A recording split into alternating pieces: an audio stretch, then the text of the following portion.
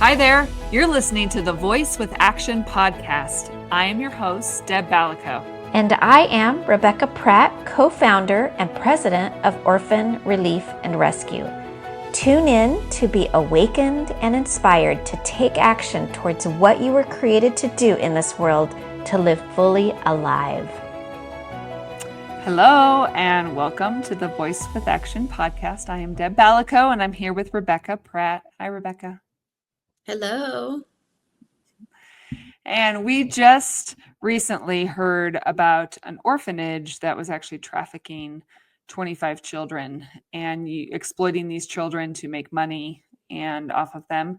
And there's an ongoing investigation to try and learn from the orphanage director exactly what is going on here, and with the intent to free these children. So we wanted to bring this story to you all to share kind of how Orphan Relief and Rescue has been involved in this, how it was even brought to our attention, and some of the patterns that we see with traffickers in these different countries, that it might not be what you expect, and some red flags that we see. So Rebecca, would you start us off with kind of how did you even begin? How did you even know that this orphanage was trafficking children? Yeah, so we're not going to say the name of the country or anything because it is an ongoing investigation, and I'm not going to say, the exact details of how we found out. But basically, I got an email with somebody who works in a country where we have a team, and they alerted us that there is a woman who is trafficking, these 25 kids. And can we connect her to the right people to have this investigated? So I connected her to my team there in that particular country, and an investigation immediately began with these different government officials. What was also interesting as I was thinking about, I've talked to so many of these orphanage directors that have started these orphanages as a business. And it's crazy because I can just even envision exact words that this woman is going to say, when the police come and the different social welfare office people come and interrogate her basically and talk to her. She's going to say, yes, I did. I went to the families that are suffering and they could not feed their children, or they were having a very difficult time. And so I brought them into my home and, to start an orphanage. And yes, it's true. I can't really feed them either right now. So I'm going to just make them work in my little shop, so that they can earn money so that we can feed them. And then I'm going to share their stories about how needy they are on Facebook and Instagram. And, I'm going to email people in America, and Americans will give, because this is what they do. This is what my friend down the road did, and they got lots of money for it. So I know that very soon I will get money to school them and to feed them, and they're going to be very well taken care of. So yes, right now you're seeing that they are suffering, but they were suffering at home too. So it's okay. Very soon they won't be suffering like this. So this is the justification that we see in these different ones, that it's a business opportunity for them. They're looking at it as a business and only as a business. They also don't value life. And so, yes, they're keeping the kids at close to starvation mode and just feeding them a little bit while they're working in their little shop, to get little money, for them. But they're also beating these kids every single day, and it's part of a submission thing. But for them, they're like, well, if I don't beat them, they're going to be disobedient and they might run away and leave me, and go back to their bush, and I can't have that. So they beat them to bring them into submission. And at the same time, they're justifying this whole thing because if these kids can just hold on a little bit, their life will be better, because her intention is to give them a better life. Yet at the same time, we know that when money does start coming in from the West, because this is what happens, that woman is so selfish that a little bit will go to those kids, just enough to keep them alive and to, yes, pay their school fees. But then she is going to continue to beat them, and she's not going to have any value or care for them. So our goal is always to, number one, help them understand that this is illegal. You're not allowed to do this in the country. But it's also, I really felt like I wanted to do this podcast because I also want us to know on the Western side. We get these emails, we get these Instagrams, we see these pictures of these kids that are just suffering, and we get the stories from these orphanage directors. And I'm not saying every single orphanage director is doing this, but in the work that I've been doing this work now for 20 years, and I would say 80% of orphanages in Africa in particular, because that's what I'm used to seeing, are corrupt, are people using the kids as a business. And sure, their intention is to, put them into school and, to feed them and all that, but they're going to be beating them. There's going to be lots of abuses that happen, and they still are better off with their families. So I'm hoping this woman is made an example, through the government doing their job, and that she is put into jail as an example. Is she a bad person? I really feel like it's kind of all she knows. She's watched her friends do this, or she's watched somebody do it. And so she's just repeating what she's seen that works. And she's in poverty herself. So she's like, okay, this is going to be a great business. And so it worked for this person, and it'll work for me. And that's how a lot of these orphanages came into existence when we first started this work years ago. And so, yeah. And when you say orphanage, these kids aren't true orphans. I mean, they have families that are extremely poor. And so this director is going to these families and saying, I will take your children, like promising a better life for them, promising them food, give me your child. I will, in a sense, be able to exploit your child, make money off of your child.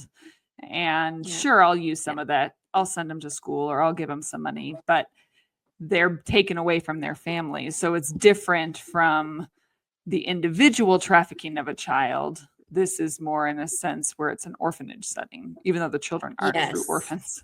Yeah. Correct. Yeah. So it shouldn't even technically be called an orphanage. Should be called a children's home, because most of them have at least one parent alive, if not both. So the goal is to reunify all those kids back with their families, make an example of this woman, and, pray that she learns a lesson, doesn't do it again, but that everybody around her sees the example that you will go to jail if this happens to you. And so, we do have an educational program as well in schools and orphanages called Break the Silence. And that is teaching kids in schools and orphanages what trafficking is, what abuse is, training teachers as well in communities of just that trafficking word. They're not familiar with what that is. And, education is key in those areas in particular. And then, there is a difference between the children that a trafficker is going to an individual family and, saying, if you give us a child, we'll give you $100 a year for that child. And since you're having a hard time feeding them, we have a place where they can work for their own keep. So that's a different scenario where it's an individual being taken to a family or a farm or some other situation that they're trafficked into, and there's an exchange of money with those families. So trafficking into an orphanage is a different trafficking than we see with individuals that are going to get money in exchange for that. But it's all, literally personal gain for whoever's trafficking them, as well as harming, obviously, the children. And they're in a form of slavery in either scenario with that. And the key for us on the West is to not be giving money to these Facebook, Instagram pleas that we see come through, because we don't know what's happening on the other side. We don't know the heart behind it. I always say, I personally never give through those outlets ever. And if I hear of a situation and I know of anybody who's in that realm from the West or somebody that I trust in those countries, then I connect with them to go check it out, number one, and see what's actually going on. But, linking arms with the social welfare office as well. One of the countries that we first began when we worked, this was in 2007, and we went to the government, the social welfare office, and we asked, tell us, first of all, can you give us the list of the orphanages that you feel are honest orphanages in this country? Now, they didn't know which ones were honest and which ones weren't. And that's why we came into that country and just started helping them do investigations with each of those orphanages, and then help them with an accreditation system to put accreditation of it had to be a healthy situation with that orphanage home. And if they were accredited, then the government said, we endorse them as they're a healthy orphanage. And if they're not accredited, then they'll be under investigation, and we'll, work to close them down or work to help them get accredited.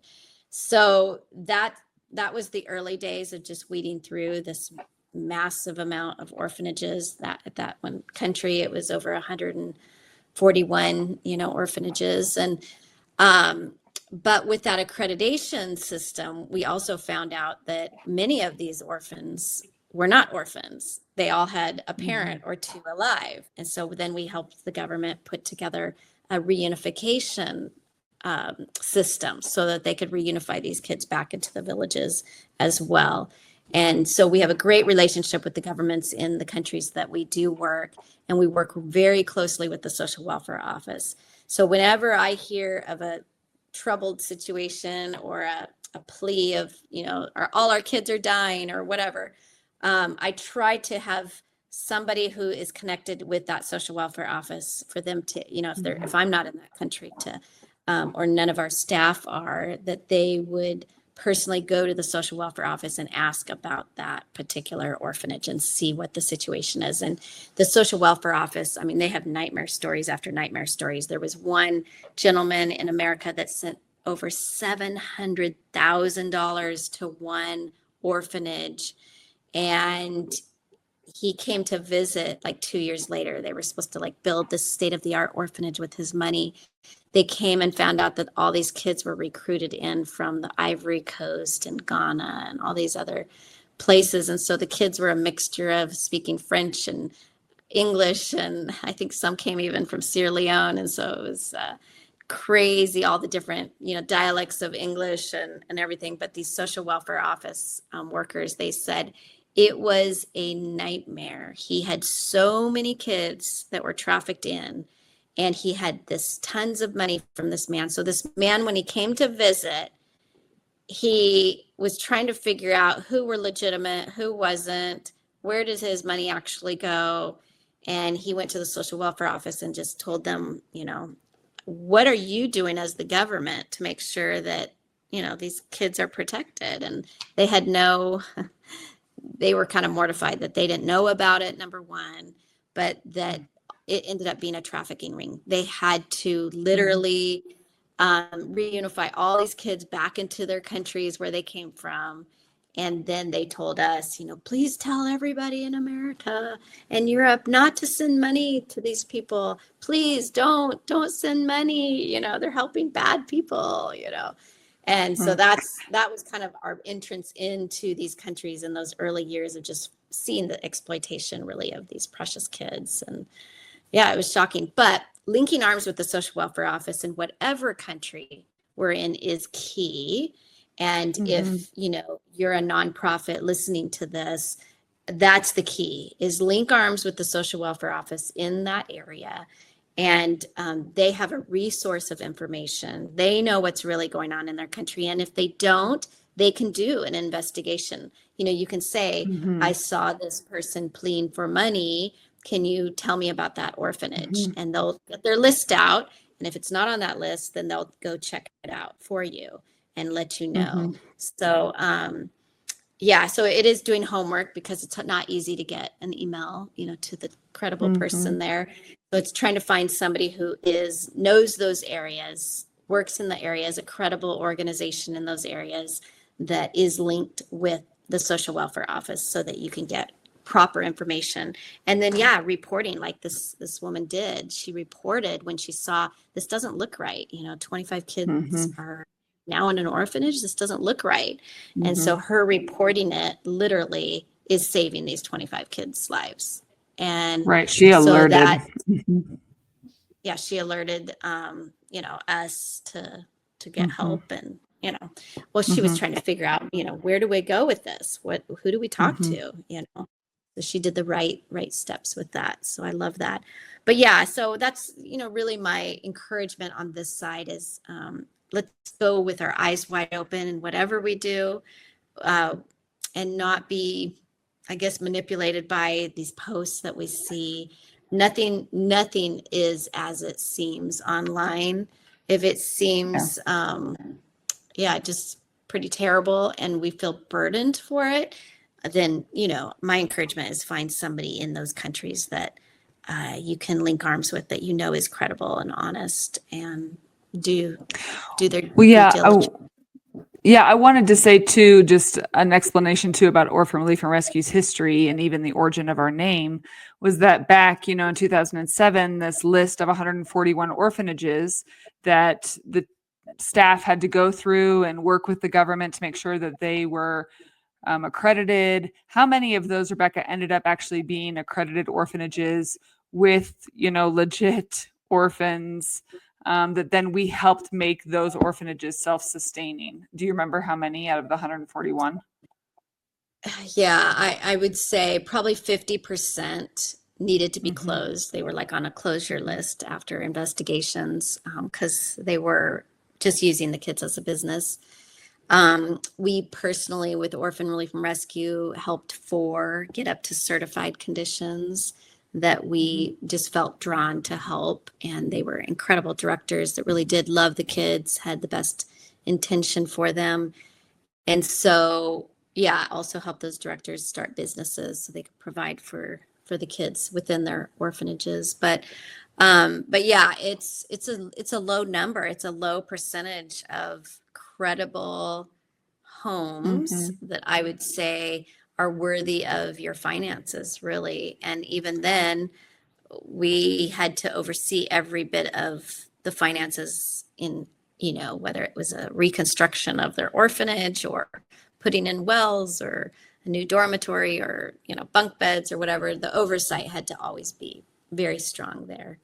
And Yeah, and that's part of why we moved on from the orphanage, focusing on orphanages. The government wanted us to make more orphanages, but we really focused more on the community, reunifying kids to their families. Then how can we support the families with small businesses to care for their families so that they're not in these desperate situations to send their children away or be vulnerable to a trafficker? But Rebecca, so with your part of the purpose of this podcast was to really show people in America or in Europe, what would be a red flag? Could you give an example? If they saw something on Facebook, on Instagram that really tugged at their heartstrings and they were like, oh my goodness, I'm so compelled to help this person. What would you recommend that they do? Should they start researching to make sure, that this plea, this request is connected to an accredited NGO within the country that is connected to the social welfare department in that country? How would you recommend they begin researching? yeah, so I would look at organizations that are from the West working there that, even on, just Googling the organizations that work in those areas and then reaching out within their organization and asking them if they know, how you could get connected to the social welfare office and to get an email from the social welfare office. So it is, you can generically find, emails to the social welfare office, child protection division in these different countries, but you probably won't get a response. it usually is somebody that knows, that you can find out through them getting you the right contact. So it is doing a little research on who's credible in those countries from the West that can connect you to somebody in the social welfare office there, and do it that way. And yeah, but that's really how I started. I didn't know anything when we first started this work, and it was really just talking to people who already worked in the country and just starting to educate myself through talking to people who were honest, credible people from the West in particular that were going to give me the real, I guess, the real deal of what was actually happening within that country, within the orphanage realm, or the children who I would see all these pleas for. And then it was taking a visit to the social welfare office in that country and going into the office. Now, personally, I felt prompted by the Lord to jump on an airplane and go, which scared me to death. But I had already worked with my family in Africa for 2 years, so I knew it was possible to do that. But this wasn't something I set out to do quickly. It was something that I just thought, well, I'll do my research and see what happens, So I did go, I went into the social welfare office and I started building relationships with them in the office. And then I found out the real deal of what was actually happening in their country with these orphanages, with the situations with these kids.